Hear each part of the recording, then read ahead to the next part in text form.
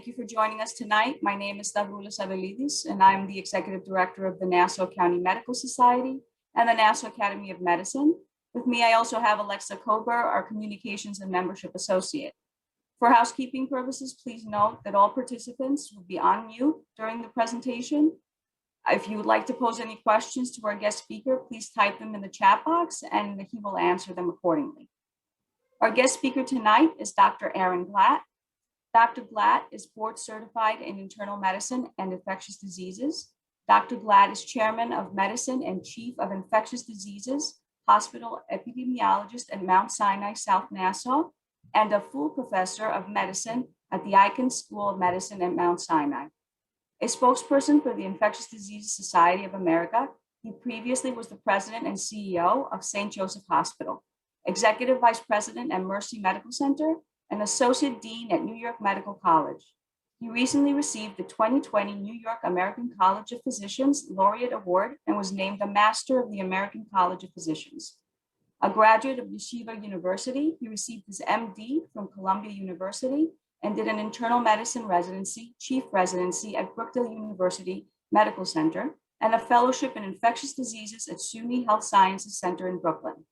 The author of several hundred scientific journal articles, book chapters, and presentations, he has served on editorial boards and as a reviewer for many prestigious journals, has worked on many government, hospital, medical school, and public health committees, and has been frequently interviewed by print, television, and online media. Without further ado, I'd like to introduce our guest speaker, Dr. Aaron Glatt. Thank you very much for having me here tonight. I appreciate the Nassau County Medical Society inviting me and to talk about this subject that I think is a critically important subject for all of us to know about. And there's injecting the truth on vaccines is something that I think every physician and every person who's interested in our fight against this horrific epidemic that has caused 500,000 deaths alone in the United States, millions of deaths worldwide. So we want to make sure that we're injecting the truth, and that will eventually mean that we're injecting the vaccine into as many arms as we possibly can. There is a tremendous, small, but very vocal group that is unfortunately not always injecting the truth and is often bringing about tremendous misinformation into the discussion. And unfortunately, there are many people as a result that are appropriately asking questions, but they're getting the wrong answers from various social media, and they're not wanting to get vaccinated or they're hesitant to get vaccinated. So I'd like to talk about how these immunizations, such as COVID-19, are going to affect our future and how they're really going to allow us to get back to normal, because that's what everybody wants. We all want to go back to a time when we're not having a presentation by the Nassau County Medical Society on Zoom, but we're actually maybe sipping a cup of wine and being in a conference center and enjoying each other's company in both the professional and collegial sense, as well as so we can further our lives and have safe gatherings, educational as well as social gatherings. That's the goal. And the only way to do that is through vaccination, unfortunately. Next slide, please. So why do we need a vaccine? So a vaccine is critical for us to stop a pandemic. Pandemics do not stop by themselves most of the time. There are no clear reasons why the Spanish flu 100 years ago stopped, but it didn't stop for a long time, and we're still left with remnants of flu as a seasonal type of problem, a pandemic that occurs every year across the world. We, unfortunately, have been dealing with COVID now for over a year, and our hope is that we can get back to a point in time where we don't need to mask and socially distance. I'm not sure that we're ever going to have a period of time that we don't have COVID to deal with, but we don't want to deal with it as an epidemic, a pandemic. We want to deal with it as an isolated case every now and then, or heaven forbid, if it becomes somewhat seasonal, to be able to know that there's certain times and maybe certain additional measures that we need to take. But we don't want to go through the rest of our lives masking and social distancing, having 25% caps on services or recreational events. We want to be able to get back to normal, and that's why we need a vaccine. The vaccine was brought forth quickly. Is it really safe? And that's a great question. It's very appropriate and legitimate to ask questions. And I want everybody to always feel comfortable asking questions, including tonight. We want to make sure that the right information is out there. And I'll be happy to tell you when we know, and I'll be happy to tell you that a lot of things about COVID we really don't know. The question, was this vaccine brought forth quickly and therefore maybe too quickly and therefore maybe it's not safe, is a very legitimate question. But the answer is a very legitimate answer as well, and that it's absolutely brought forward in the exact same way that every other vaccine has been brought forward. No steps were skipped. We brought it forward so quickly because there was such a tremendous need to do so. And collaborations between science, industry, the government, regulatory agencies allowed us to get through much of the bureaucratic delays that normally can allow a vaccine to take 4, 5, 6 years to get through those. We got through them within a matter of weeks because everybody was pushing and going in the same direction. So the perfect studies were designed. Normally, the companies have their own personal, financial, economic interests, and they don't give out all that information. And only when the studies are done do they present them. And then the experts come back and say, well, you should have done this, you need to do that. And then another round of studies are done. Here, by getting everybody together and designing what are really beautiful studies. So we know that the study isn't going to be the problem. It will be the results of the study that will be either positive or negative. And that saved a tremendous amount of time. In addition, normally, no company is going to spend billions of dollars producing their product, their vaccine, their medication, if there's no guarantee that it works, and if there's no guarantee that it will get FDA approved in a reasonable period of time. So in this situation, the government supported the industry to go and produce vaccine before these vaccines were actually EUA, Emergency Use Authorization, approved. They were already being produced. So we saw, for example, that the Merck vaccine has not made it to market, and the Merck vaccine is being dropped. But if they were not going to be financially compensated for their efforts, so then none of these companies would have been willing to go and put out in advance tremendous amount of money to mass produce these vaccines even before they were shown to be effective and even before they were shown to be approved or get emergency use authorization. So again, a tremendous amount of time was able to be skipped, but not because of safety, because we were able to go and do things much more rapidly. And finally, everybody should realize that all of the appropriate preclinical studies were done. They were done laboratory testing on animals. These tests were done. The phase 1 studies showing, yes, you can prove that these vaccines can generate antibodies. The phase 2 studies, 2A, 2B, and finally the larger phase 3 studies were all done. No steps were skipped. So therefore, yes, the vaccine was brought forward very quickly and very rapidly, and it went through the absolutely thorough review process.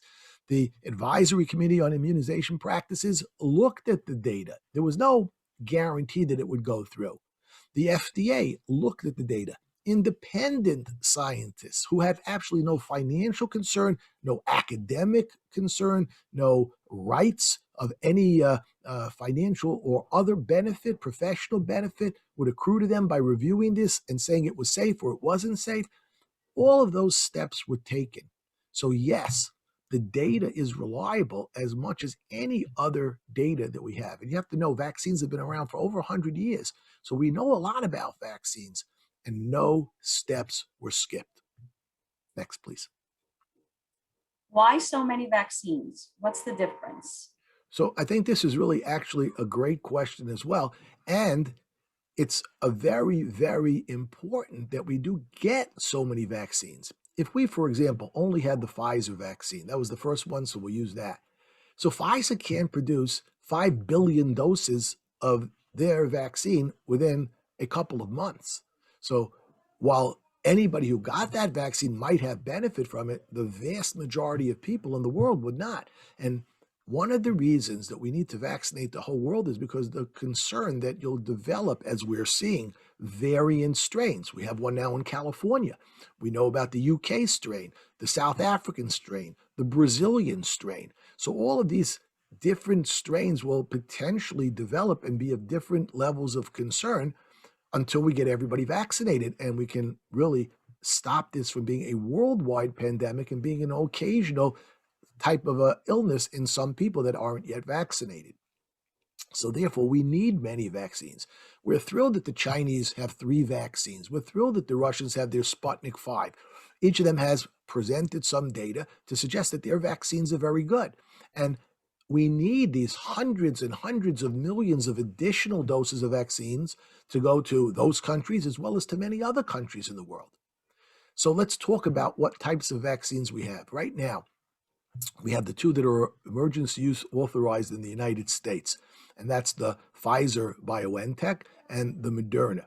And these are a new type of technology, but it's not that it's not understood. We've been working with this technology for 20 years, and these are called mRNA vaccines. And the beauty about them is that they can very quickly and easily be modified, and we can come up with new types of this similar vaccine that we know is safe and has been shown to be effective, and just modify slight parts of it to pick up any of the resistant variant strains that are out there. So they're already working on new vaccines or booster type of vaccines that would be very effective against the South African strain, the Brazil strain, which are potentially a concern. So therefore, the more vaccines we have, the better. And these mRNA technologies are able to very rapidly adapt. Within a period of weeks, you can generate a brand new vaccine building on the base of the vaccine that we already have.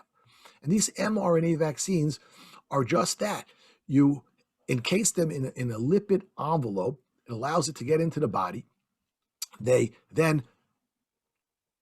messenger RNA goes to your cellular machinery and tells it, go and produce a protein called the spike protein. Your body produces that. Your body then recognizes that that's a foreign body, and your body develops antibodies to the spike protein. It's very beautiful and very simple. And this technology has allowed us to really jumpstart the ability to get these vaccines to market. And this is mRNA. It doesn't get into your DNA. It cannot integrate into your DNA. It cannot cause any sort of a mutation in a person. It hangs out in the body for a couple of hours to a couple of days. It's quickly gone from the body, but it's done its work. It's created the machinery. It's created the message to the machinery to create the spike protein, which then your body will develop very high levels of antibody to, much higher than natural immunity gives you. And this immunity then will hopefully be protective against coming into contact with any of the coronaviruses that have the spike protein, including the variants. Now, that is not fully known, but that certainly has been shown that these vaccines have been extremely effective, which we'll get to in an upcoming slide. So that's the mRNA type of vaccines. We have the J&J, which hopefully is going to be approved this Friday, or at least get emergency use authorization. I don't mean to use the term approved. Always when I say the word approved, I'm really talking about emergency use authorization.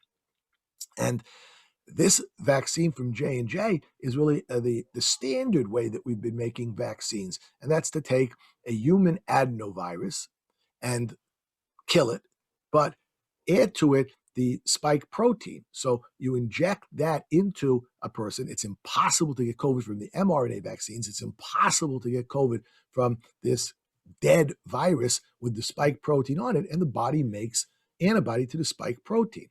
So it's a similar end result, but a different way of doing so. And this is a standard way that we have used for many years with many different types of vaccines. The AstraZeneca vaccine, which is also available in the UK and in many places, and it's being used now in many third world countries. And the hope is that that vaccine will still be an extremely effective vaccine and can be easily given to many different people in different parts of the world, even though it's probably not going to get approved in the United States as fast, but it's already available in the UK.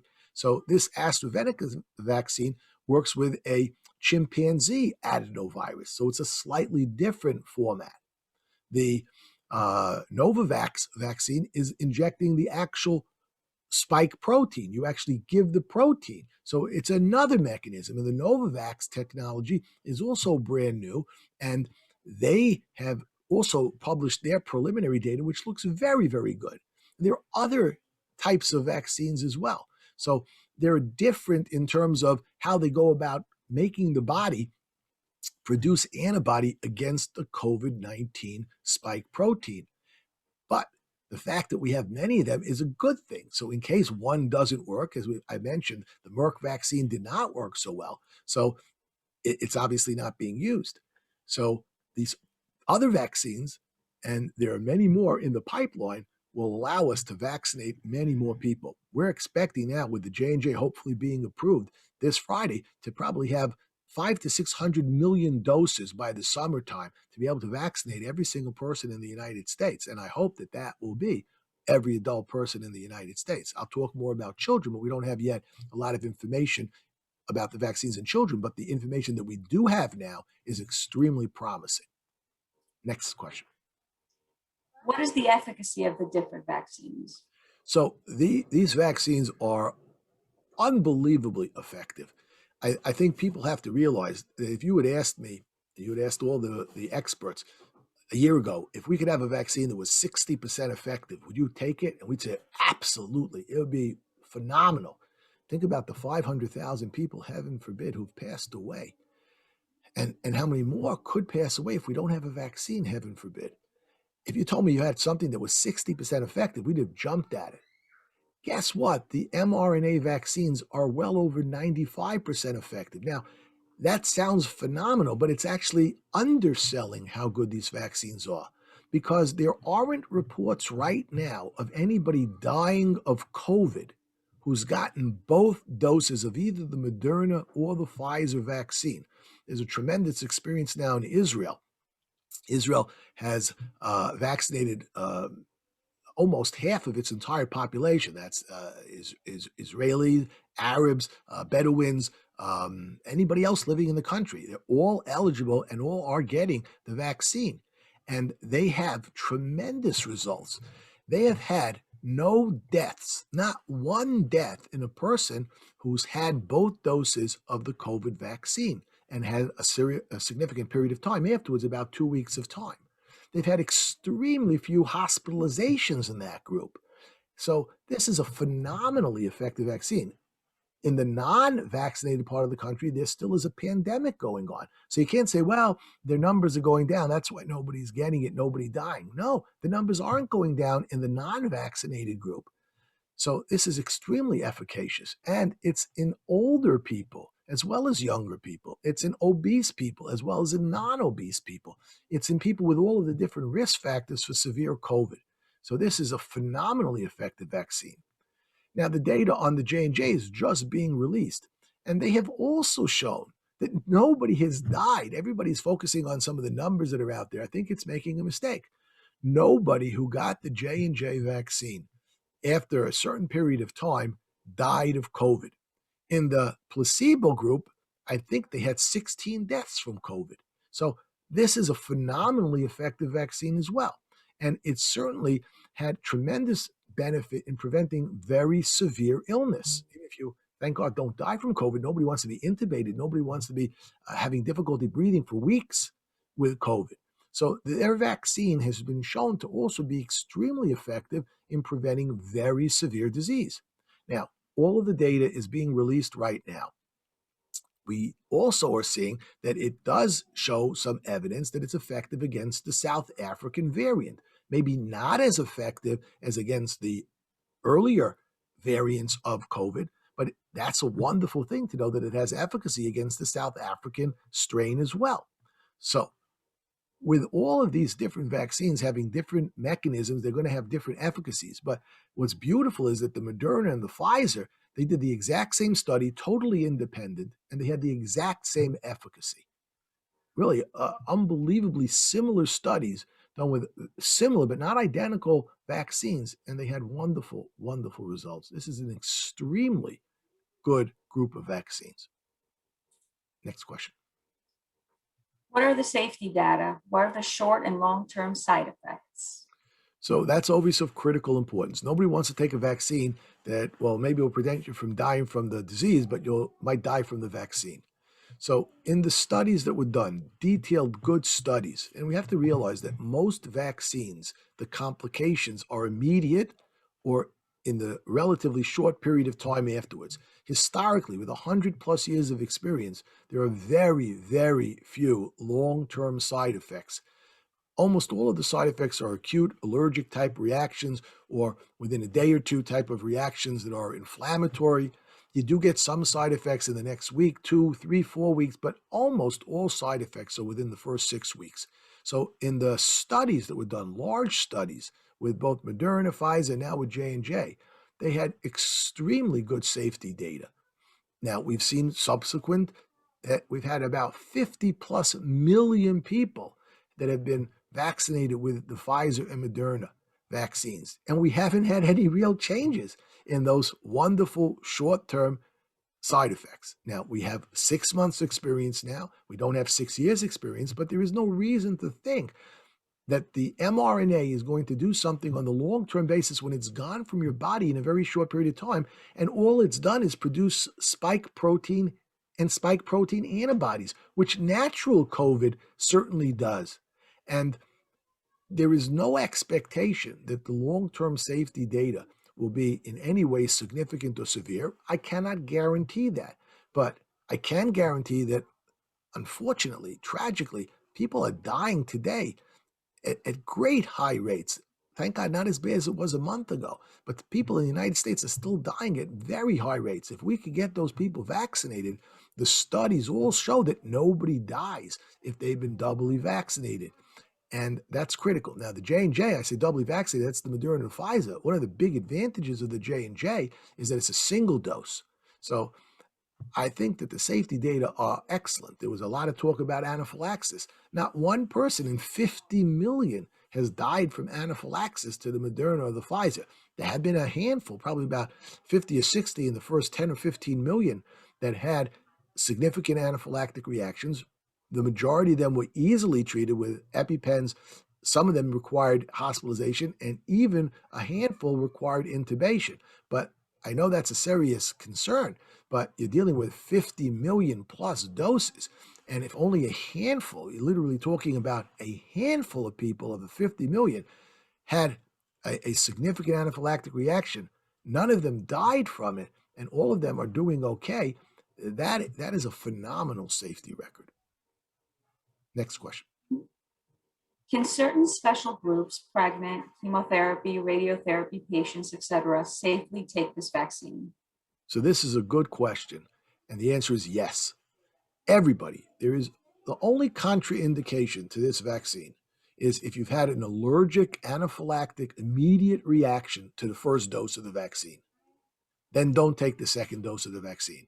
And by the way, the studies suggest that one dose might be highly protective, again, of the most serious complications and requiring hospitalization, intensive care, intubation, and death. So even a single dose is going to be very effective. That's the only group that's an absolute contraindication. People who have had a prior anaphylactic reaction to any of the ingredients, they're also a contraindication. But all of the special groups that are on this slide, pregnant women especially, a lot of healthcare workers are women of potential pregnancy age.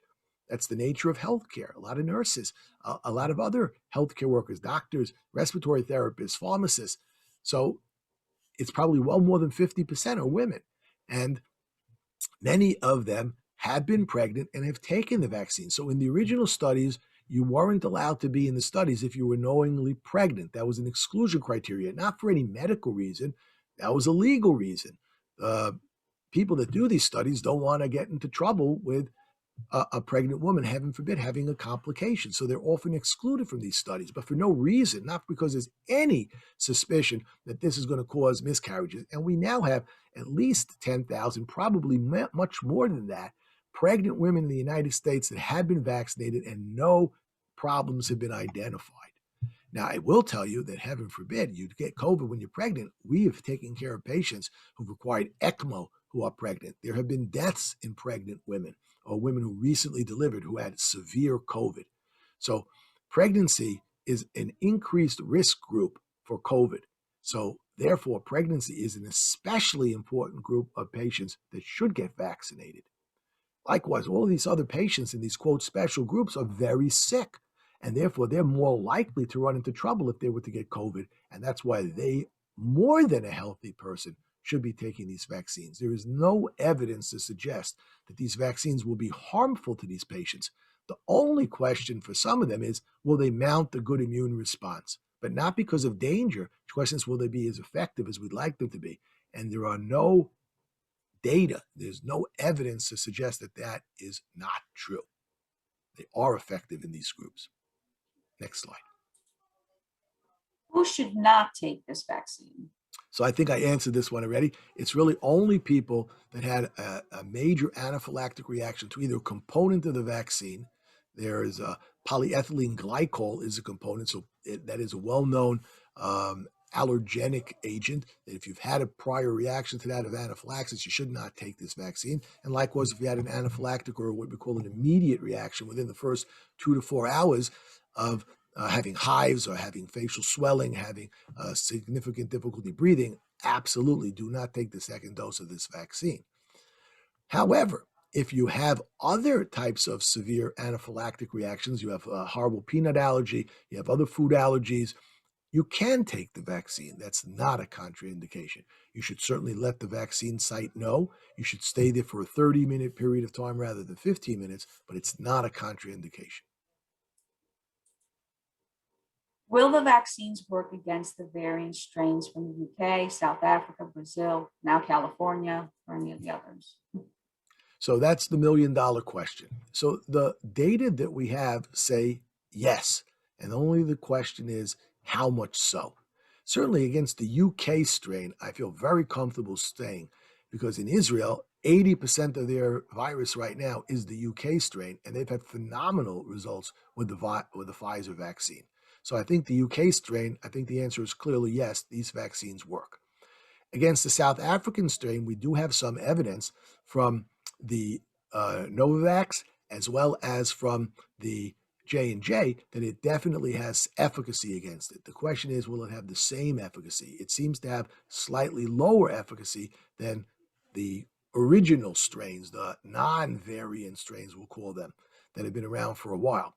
Now, this doesn't mean that they won't prevent death. They have not been a problem in terms of anybody in these studies dying who's gotten these vaccines. And there have been cases with South African variant.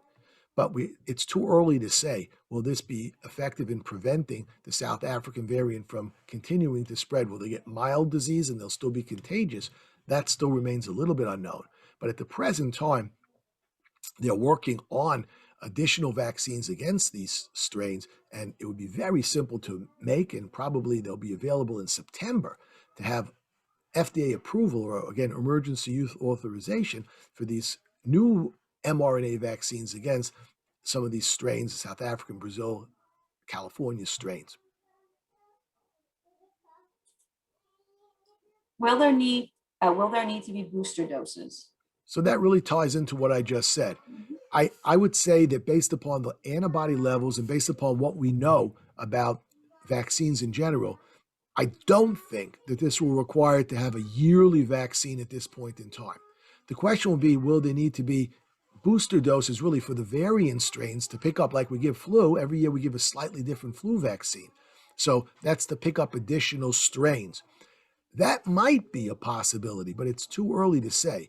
Will it need to be annual? I don't know. I think that if we can really get a crushing vaccination campaign to crush COVID, then maybe we'll see less of these variant strains, and maybe we won't be seeing new cases, and maybe we won't need a booster dose, at least in the near immediate future. But the possibility that we'll need additional vaccine doses at some point in the future, I would say is a possibility. I don't know if it's a reality. That was the last question that we had prepared. So we're going to open it up now to questions. And we have our first one. Should anti-inflammatory medications be avoided after taking a vaccine? So the idea that an anti-inflammatory or something like a steroid or even Tylenol or a non-steroidal agent, could that impact somehow your ability to mount an effective immune response? So it really is no hard data that we've seen so far in any of the published studies or even theory that suggests that that's a concern that should stop somebody from using those medications if they need them. So when people ask me, should I take something beforehand? Should I take something pre-medicate to prevent the inflammatory type of reaction? I say absolutely not. And the CDC doesn't recommend that you pre-medicate. Should you take something afterwards to prevent you from getting either local pain, tenderness, or some people get a flu-like syndrome? So I would say at this point, there are no data to support doing so. If a person needs to take it for whatever the reason, a person has asthma, they're on steroids. So yes, take the vaccine. I don't think the vaccine's response or causing a response in your body will be significantly impaired because you're taking on a regular basis or acutely steroids. Now, ideally, it'd be better not to take them. But if somebody needs to take any immunosuppressive medicine, they need to take their methotrexate, they need to take their Remicade, they need to take whatever medicine they're on for whatever illness they have, they should not worry about taking the vaccine and that medication. The only problem, and it's a theoretical problem, would be that they'd have somewhat of an impaired immune response to the vaccine. You weigh that against not getting the vaccine at all, it's a no-brainer. And chances are, we haven't seen any evidence that the vaccine is not effective in people taking all of these other medications. And again, based upon our own data in the United States, based upon the Israeli data, that people aren't getting severe illness and certainly not dying, thank God, if they've gotten 2 doses of the vaccine. Any other questions? Do you think the mRNA vaccines can aggravate or cause autoimmune reactions? So the answer to that is that there is absolutely no evidence that that can occur. I can never prove a negative. It's very difficult to say that something absolutely cannot cause something else. All I can say is that there's no evidence to date, not any evidence, that this will cause an autoimmune outbreak in somebody who's prone to having autoimmune disease. What can we do as physicians to get the vaccine? There are no appointments. So physicians have a higher priority, and physicians, unfortunately, they were in the first group of people, and now that we've opened it up to so many people, and everybody needs this, so it's not wrong that we've opened it up, but now physicians are somewhat diluted in terms of their populations. Certainly, if you're affiliated with any hospital, so you should be able to get on staff as a staff member of that hospital. If that hospital has been providing vaccination, you should be able to get vaccine through your hospital, even if you're not a a physician who actively comes into the hospital, even if you have what we call community privileges, or if you have just the right to say that you're affiliated with that hospital. But even if you don't have that, you're totally in the community by yourself, you have a priority, and you unfortunately have to keep on going to the websites. But with the Johnson & Johnson hopefully coming out this week and shipping 4 to 5 million doses next week on top of increased production with Moderna and Pfizer, I think that the inability to get a vaccine, which is a real problem, is going to begin to go away, certainly in March and definitely in April. Is there a blood test to confirm adequate post-vaccination antibody levels? Is it necessary?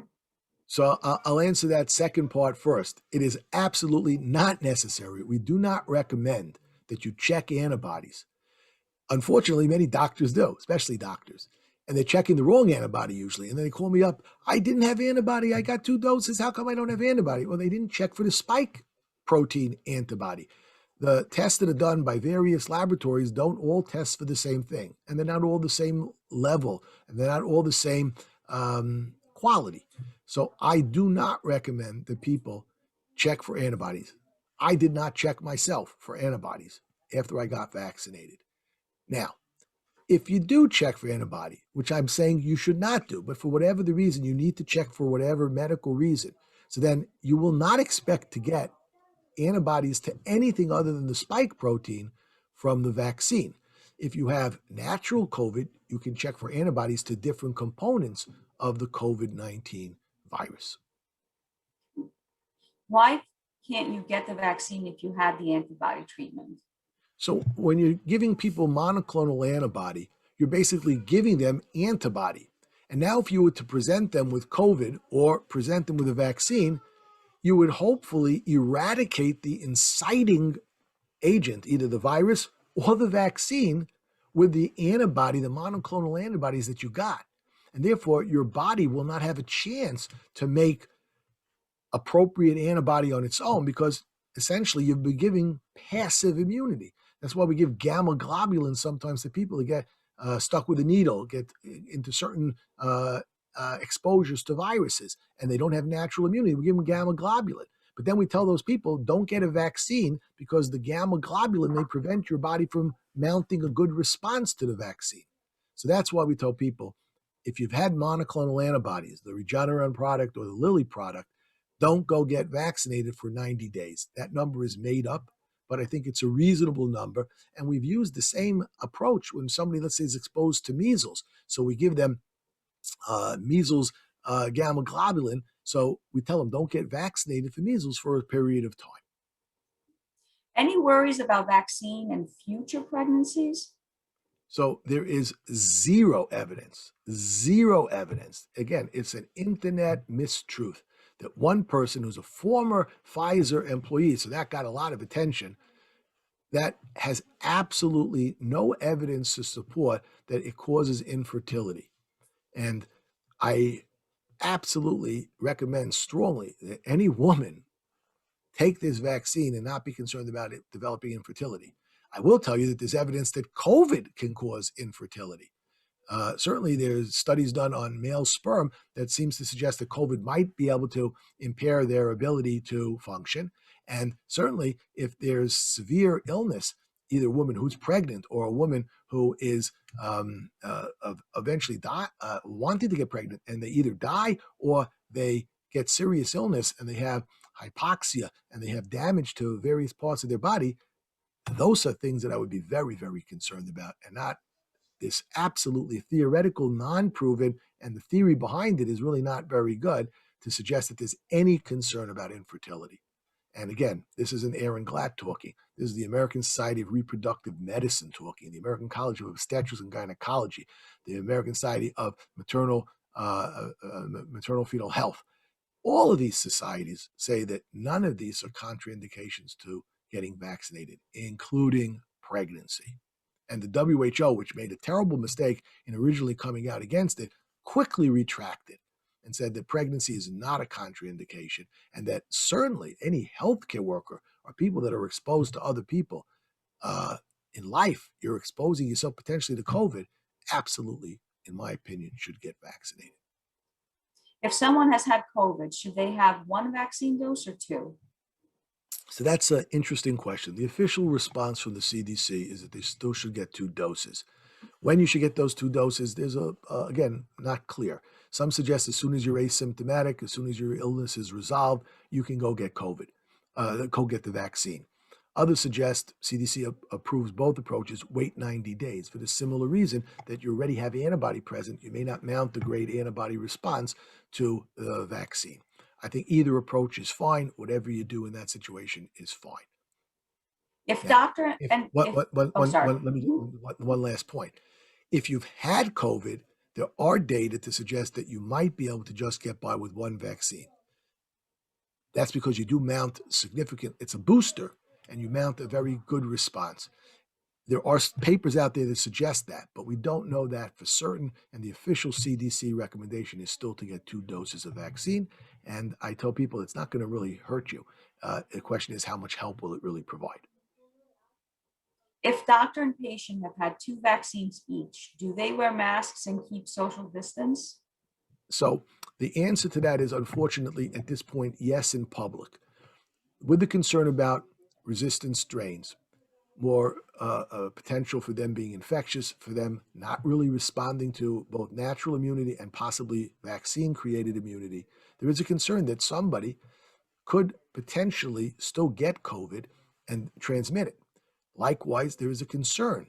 We're beginning to have data to show that it's not a good concern, that if you, in fact, got the vaccine, the concern is that maybe you could be an asymptomatic carrier. You're fine. The vaccine works great, but it doesn't eradicate virus from you. It just prevents you from getting sick from it. So that's a concern.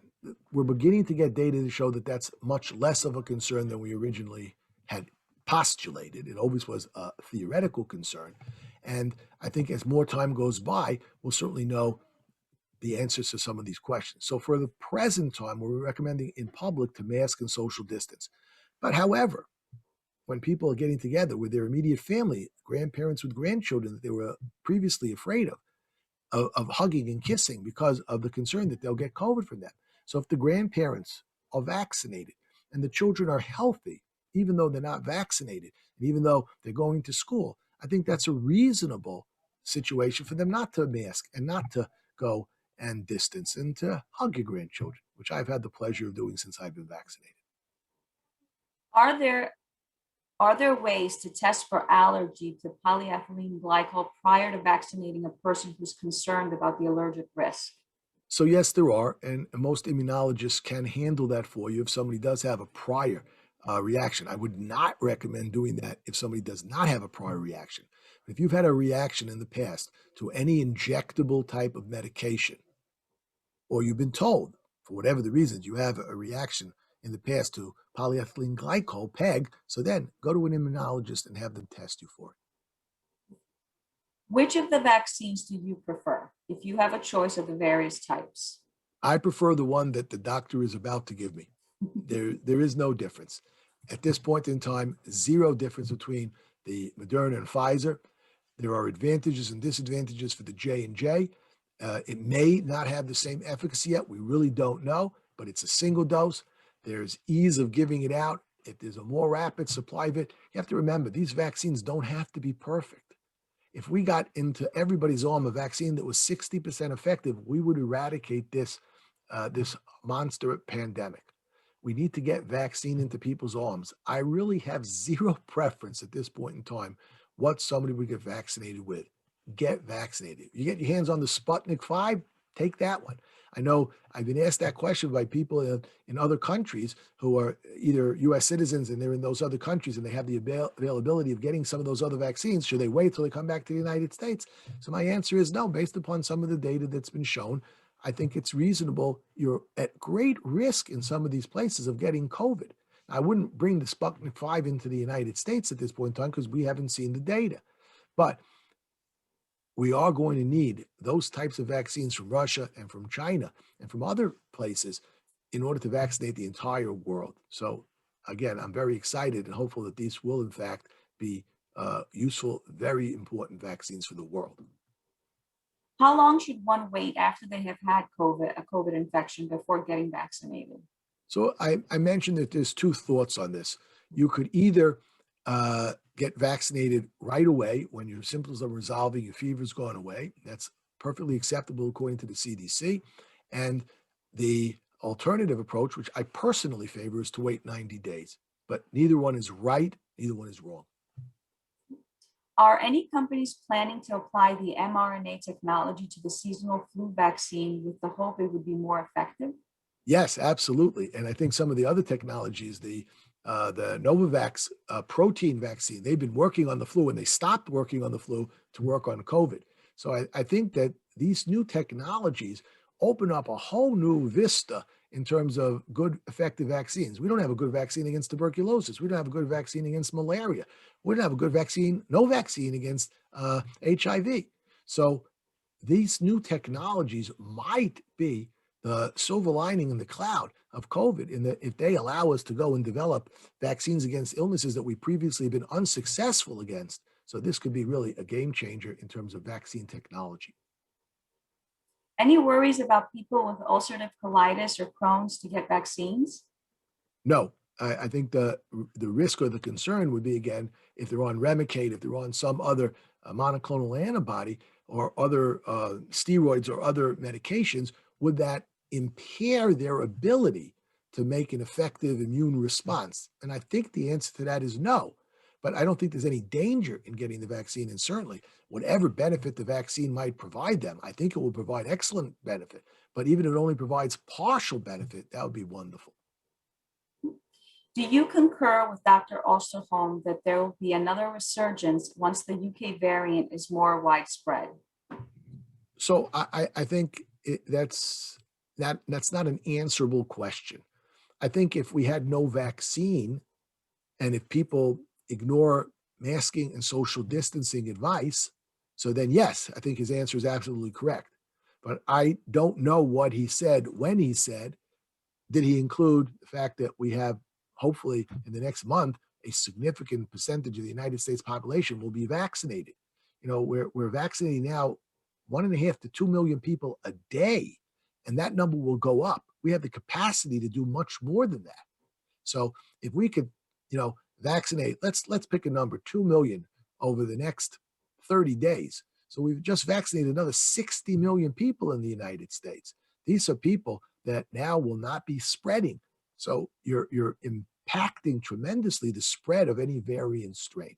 If we can even do more than that, imagine if we could do 90 million in the next 30 days, get up to 3 million a day, which is easily doable if there's vaccine. We have enough vaccine centers that could give out that level of vaccine. Our biggest restraint so far has been lack of vaccine, not lack of vaccine distribution or lack of vaccine sites to give out the vaccine. The problem has been not having vaccine. 1 to 2 weeks post-vaccine, is masking medically necessary? So I mentioned that before. In private, it may not be.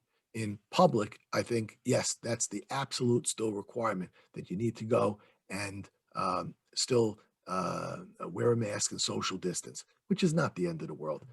If we had all known about masking and social distancing in February of 2020, so then there wouldn't be 500,000 Americans that have sadly passed away from COVID. Masking and social distancing have eradicated flu. There are no flu deaths in the United States this year. It's been phenomenally successful against flu. And I remember speaking with pediatricians in the summer saying they haven't seen a case of otitis in their entire pediatric practice. They're used to seeing 10 cases a day, and they're not seeing any cases for months. So masking and social distancing work. Anybody that says otherwise is just blind.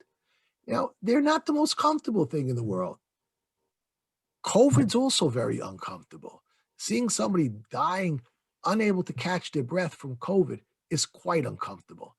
Wearing a mask, dying of shortness of breath from COVID, it's not a question. Any other questions? I think we have another one. Is the vaccine recommended in all trimesters of pregnancy, and is the vaccine recommended in breastfeeding women?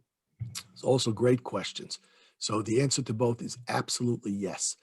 There is no reason to think that this is going to be teratogenic, that it's going to cause any difficulty in a growing fetus, because it doesn't cross the placenta. And I always get these questions, well, how do you know? I can't guarantee anything, but we've done studies on animals show it doesn't cross the placenta. There's no evidence that it crosses the placenta in human beings. There is no reason to think it should cause teratogenicity. And I asked the question to people, do any of you go to a restaurant when you're pregnant? They all say yes. I said, how do you know what you're eating? Do you eat Frankfurters? Nobody knows what's in a Frankfurter. People have to understand that we're constantly exposing ourselves and our bodies to all sorts of different antigens and all sorts of different things, and that's part of life. This mRNA vaccine, which is proven to be life-preserving and has the ability to prevent countless suffering and countless loss of lives, there is no reason to think that a pregnant woman won't benefit from it, and there's no reason to think that a pregnant woman will be hurt from it. I cannot guarantee that. Nobody can guarantee anything in medicine. But when they take a Tylenol, I also can't guarantee that it's not going to be teratogenic. And when they take, another medicine, I can't guarantee it's not going to cause a potential problem. But we need to do what's appropriate for that patient. And again, somebody who is potentially exposed during their pregnancy to COVID, they go out into the world, they have other children coming back home from school, they work in a hospital. So it is absolutely critical to realize that their risk of getting COVID far outweighs this theoretical, unproven, and extremely low risk of getting some sort of a complication in their pregnancy from the vaccine. So it's a risk-benefit ratio, as with everything in pregnancy. And I would hate to be having to talk to a family that unfortunately the mother had passed away from pregnancy and COVID, which we've seen. We've had patients on ECMO who are pregnant. There are unfortunately well-known complications, pregnancy and COVID. So that's what you have to weigh against these theoretical concerns. And I would take it in whatever trimester, and there's absolutely no problem in taking it in a nursing mother. It is, if anything, protective for the baby. The antibodies that you generate from the vaccine can cross the placenta. They can cross theoretically into breast milk and protect your baby. So those are additional reasons that are positive to take it and not dangerous or negative. When will the vaccines be available to children? So there are studies that have been underway that have now they're being evaluated and assessed. They've done over 2,000 in, I believe it was the Pfizer, that looked at children, and we're waiting to see those reports. I believe they were in children above the age of 6. There are studies that are going to be underway very shortly in children from, I believe it's 6 months and up, but I don't know the exact lower age. And there's no reason to think that they're dangerous in children. I want to stress that. We need to do some studies to show, and there are studies that are open on the island for people that wish to enroll in, looking for volunteers, children, to enroll in these studies. There's no reason to think that they're dangerous. We'd love to prove that they're safe. I think that was our final question. Closing remarks, Dr. Blatt? I'm sorry? Just when I say no more questions. After vaccination, can we travel anywhere with impunity, even California and South Africa? Must we wear masks? So I don't think we can travel anymore, any place with impunity. I think we've shown that there's a danger in that. I think that if there's outbreaks going on in places, I would be very concerned. Now, it doesn't mean that you'll catch something, but I would be concerned about it. And I certainly would mask and social distance in those settings at this point in time. When more and more people get vaccinated, when we see that these variant strains are being controlled, when we don't have constant new outbreaks, so then my answer will change. So my answer is for today.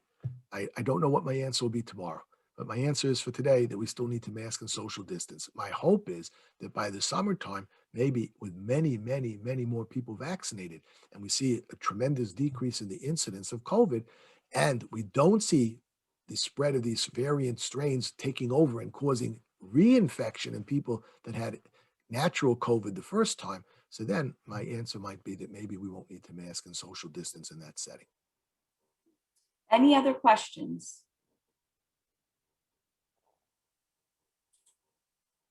So then it's my pleasure to thank the Nassau County Medical Society for putting on such a good program.